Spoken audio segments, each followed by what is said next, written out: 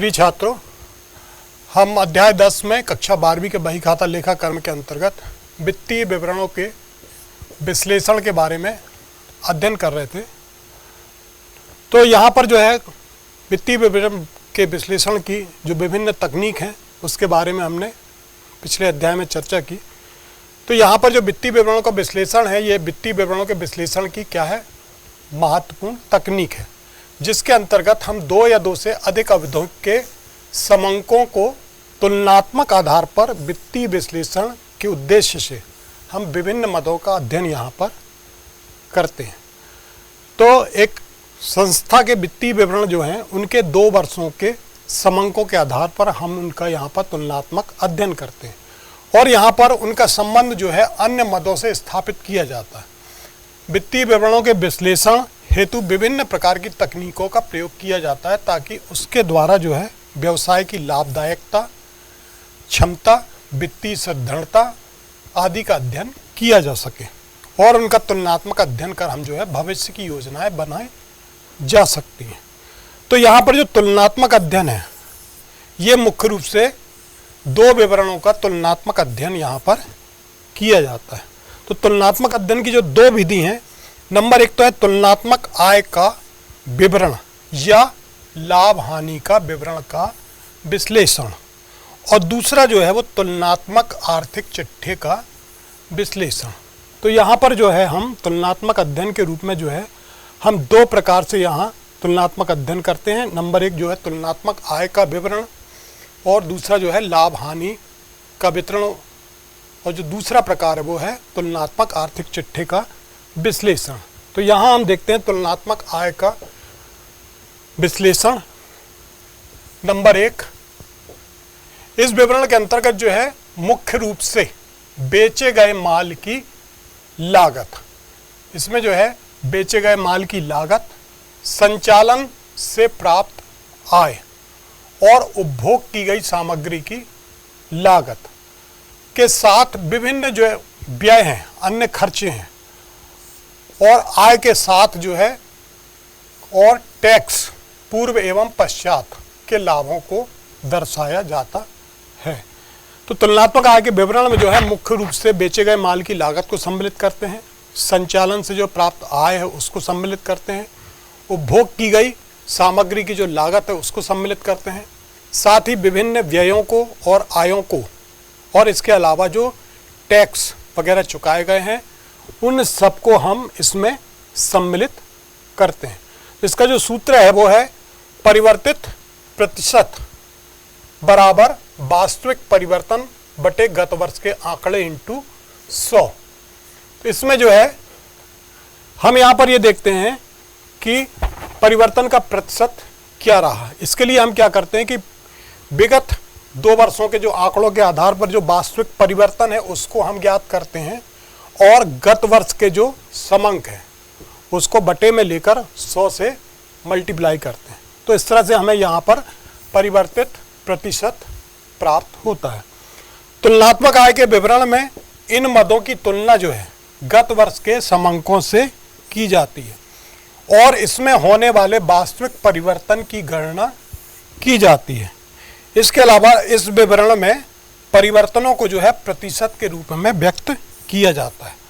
तो यहाँ पर जो भी परिवर्तन हुए हैं उसको प्रतिशत के रूप में ज्ञात करने के लिए हम इस सूत्र का यहाँ पर इस्तेमाल करते हैं। तो इस प्रकार से हम परिवर्तित प्रतिशत बराबर वास्तविक परिवर्तन बटे गत वर्ष के आंकड़े इंटू 100 के आधार पर जो है हम तुलनात्मक आय विवरण के अंतर्गत जो है इन मदों की तुलना जो है गत वर्ष के समंकों से करके वास्तविक परिवर्तन प्रतिशत की गणना यहाँ पर हम करते हैं। तो इससे जुड़े हुए हम कुछ उद्देश्य या महत्व देखेंगे। तुलनात्मक आय विवरण विश्लेषण के उद्देश्य या महत्व कौन कौन से हैं। नंबर 1, इसके माध्यम से जो है आंकड़े सरल एवं समझने योग्य बन जाते हैं। दूसरा, ये विवरण जो है विभिन्न वर्षों या अवधियों के उत्पादन, विक्रय, आय तथा व्ययों के परिवर्तन की प्रकृति को दिखाते हैं। ये विवरण जो है गत वर्ष में उत्पादन से संबंधित आंकड़े, विक्रय से संबंधित आंकड़े, आय और व्यय से संबंधित आंकड़े किस प्रकार के थे, इनमें परिवर्तन विभिन्न वर्षों में किस प्रकार का रहा ये देखने में हमें समझ में आता है। फिर ये विवरण जो है पूर्वानुमान लगाने, भविष्य के लिए जो बजट बनाने के लिए, भविष्य के लिए पूर्वानुमान के लिए जो है ये विश्लेषण हमें महत्वपूर्ण भूमिका निभाता है। फिर ये वर्तमान की उपलब्धियों की व्याख्या करने के साथ साथ भविष्य की ओर भी संकेत करता है और इसके द्वारा जो है उत्पादन, विक्रय, व्ययों, लाभों आदि के साथ साथ व्यवसाय की लाभप्रदता और वित्तीय स्थिति के विषय में निष्कर्ष निकाले जा सकते हैं। अंत में जो ये विवरण जो है व्यवसायिक इकाइयों की कमियों एवं उनके कमजोर पहलुओं पर प्रकाश डालता है, जिन्हें हम समझकर आसानी से इसको दूर कर सकते हैं। तो ये जो है तुलनात्मक आय विवरण विश्लेषण जो है, इसका उद्देश्य क्या है, इसको बनाने का इसका महत्व क्या है, इन बिंदुओं के आधार पर हमने देखा। अब हम एक प्रश्न यहाँ पर देखते हैं, निम्न सूचनाओं से जो है तुलनात्मक आय विवरण बनाइए। ये जो है गत वर्ष के आंकड़े हैं, 2017 के गत वर्ष के समंक, और ये चालू वर्ष के, वर्तमान वर्ष के समंक है ये। तो ये 2017 के और ये 2018 के। यहाँ दिया संचालन से आय, रेवेन्यू फॉर ऑपरेशन। 2017 में जो है वो 2 लाख रुपए था, 18 में 2,50,000 रुपये। फिर उपभोग किए गए माल की जो लागत है, कास्ट ऑफ मटेरियल कंज्यूम्ड, ये जो थी 17 में 1 लाख थी और 18 में 1,25,000। और वित्तीय लागत जो है फाइनेंशियल कास्ट, ये 10,000 17 में और 18 में भी 10,000। यहाँ कोई परिवर्तन नहीं है। तो यहाँ हम हल देखते हैं इसका कंपैरेटिव इनकम स्टेटमेंट। तो यहाँ जो है रेवेन्यू फॉर ऑपरेशन हमने लिया सबसे पहले, 17 में 2 लाख रुपए, ये 18 का 2,50,000 रुपये। अब यहाँ जो एब्सोल्यूट चेंज है, वास्तविक परिवर्तन, ये वास्तविक परिवर्तन जो है एब्सोल्यूट चेंज, तो 2 लाख माइनस 2,50,000, मतलब ये 50,000 जो है ये क्या है, परिवर्तन हुआ है दोनों का। अब यहाँ पर हम जो है परसेंटेज कैसे ज्ञात करेंगे, तो सूत्र जो आपको बताया था कि परिवर्तन, प्रतिशत का परिवर्तन बराबर जो है यहाँ पे वास्तविक परिवर्तन बटे गत वर्ष के आंकड़े इंटू 100, ये।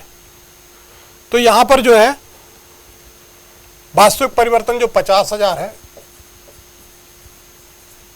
बटे गत वर्ष के आंकड़े जो है 2 लाख,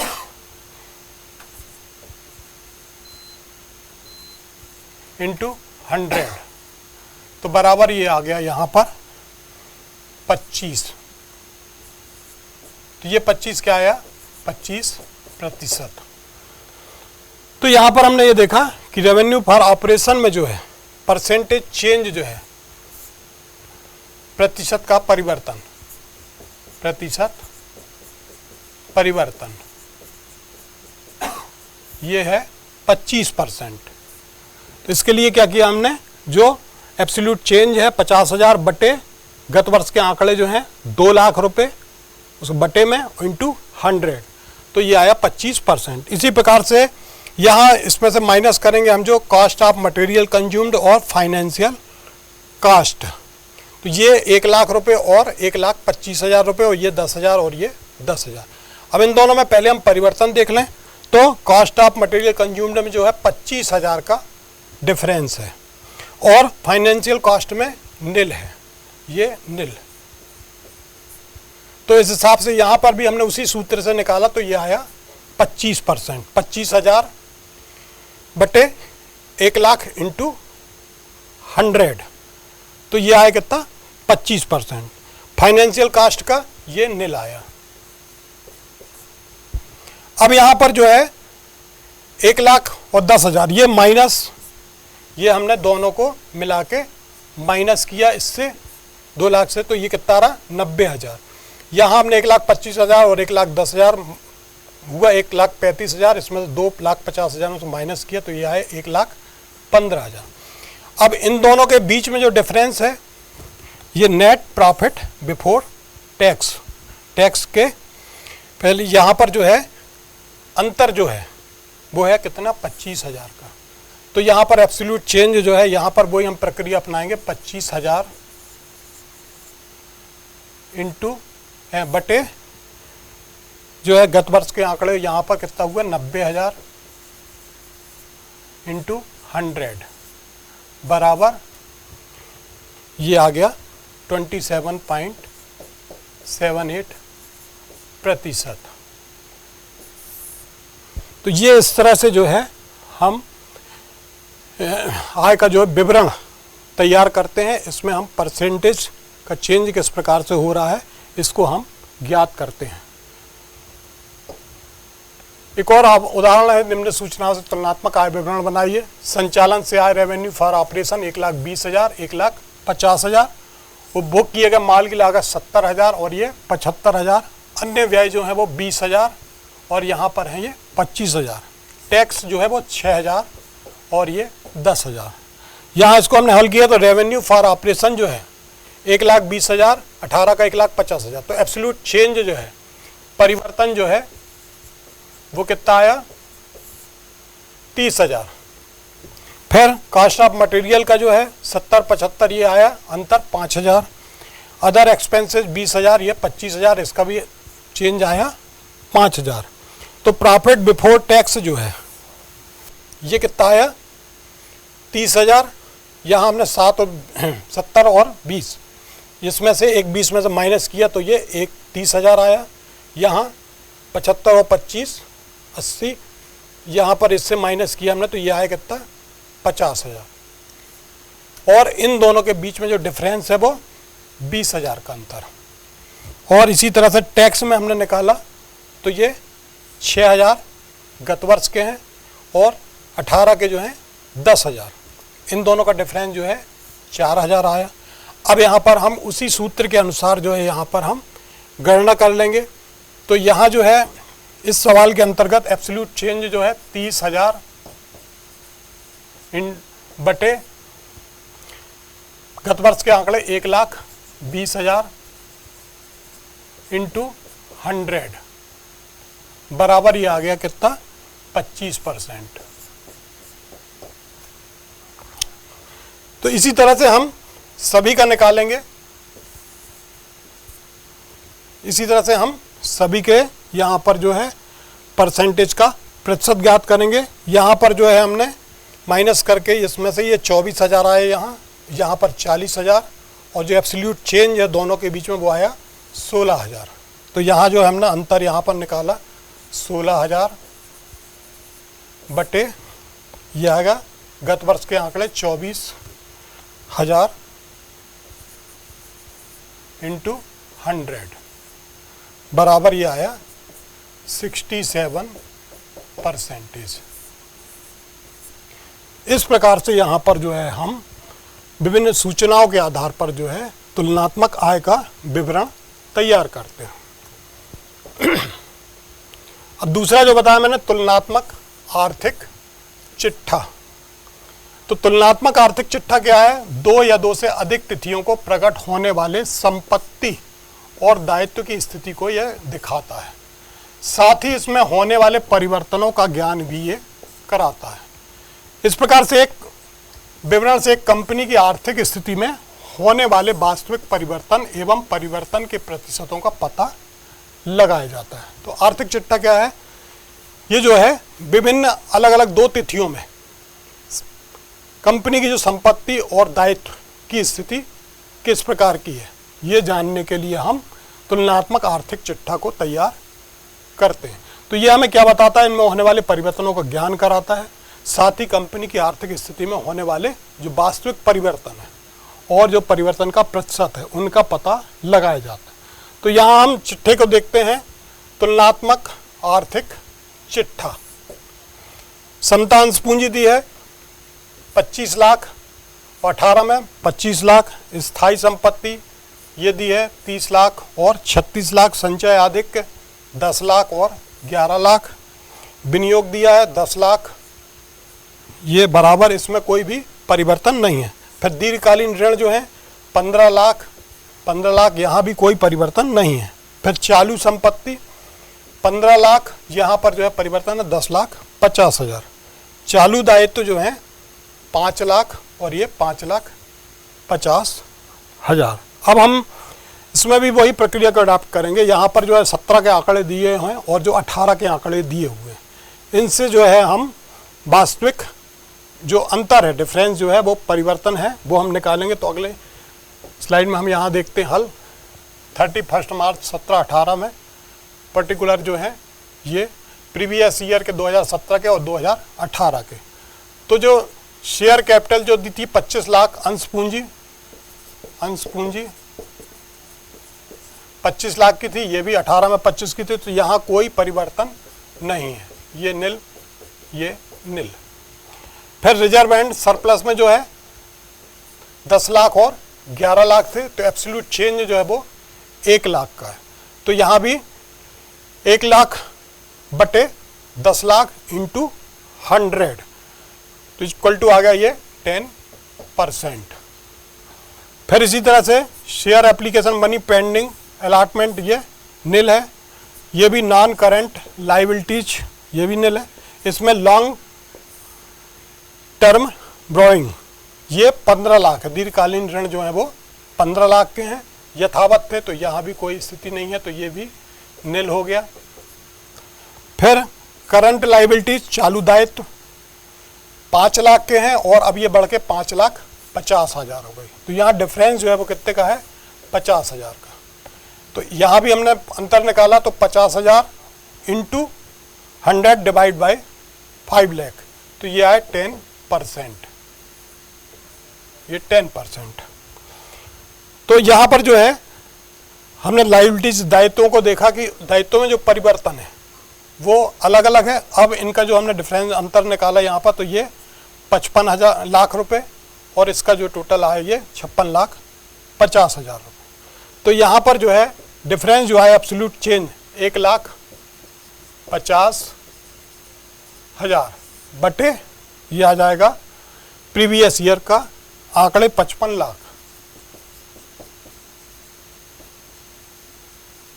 इंटू 100, तो ये इसका परसेंटेज जो निकला 2.72%, ये 2.72%। अब यहाँ पर हम संपत्तियों को देखते हैं। संपत्तियों को,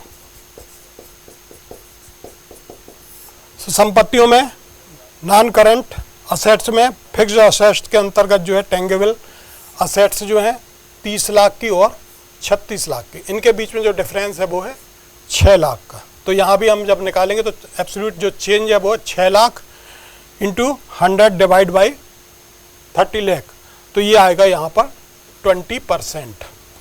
फिर नॉन करंट इन्वेस्टमेंट, ये जो 10 लाख इसमें कोई भी परिवर्तन नहीं है, तो ये नील। इसके बाद करंट असेट्स 15 लाख और ये 18 के हैं 10,50,000, तो यहाँ जो है परसेंटेज जो निकल रहा है वो 30%। अब यहाँ पर दोनों को हमने लायबिलिटीज असेट्स को जो है हमने योग किया, तो यह आया कितना 55 लाख और 18 का आया 56,50,000। तो यहाँ हमने डिफरेंस निकाला तो 1,50,000 रुपये, तो 1,50,000 डिवाइड बाई गत वर्ष के आंकड़े कितने हैं, 55 लाख के हैं,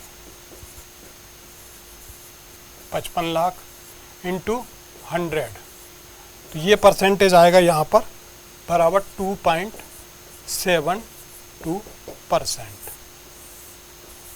तो ये आया जो परसेंटेज यहाँ पर 2.72%। तो इस प्रकार से हमने यहाँ पर देखा कि संपत्तियों दायित्वों में 2.72% का चेंज है और दायित्वों में भी 2.72% का चेंज है। तो ये जो है आर्थिक तुलनात्मक आर्थिक चिट्ठा। इससे जुड़ी हुई अभ्यास प्रश्न है। नंबर 1, तुलनात्मक आय का विवरण या लाभ हानि विवरण से क्या आशय है, इसे कैसे ज्ञात किया जाता है। दूसरा, तुलनात्मक आय विवरण विश्लेषण बनाने की विधि को समझाइए। तीसरा, तुलनात्मक आर्थिक चिट्ठे से क्या आशय है, इसको बताइए। और अंतिम जो है तुलनात्मक आर्थिक चिट्ठा बनाने की विधि को समझाइए।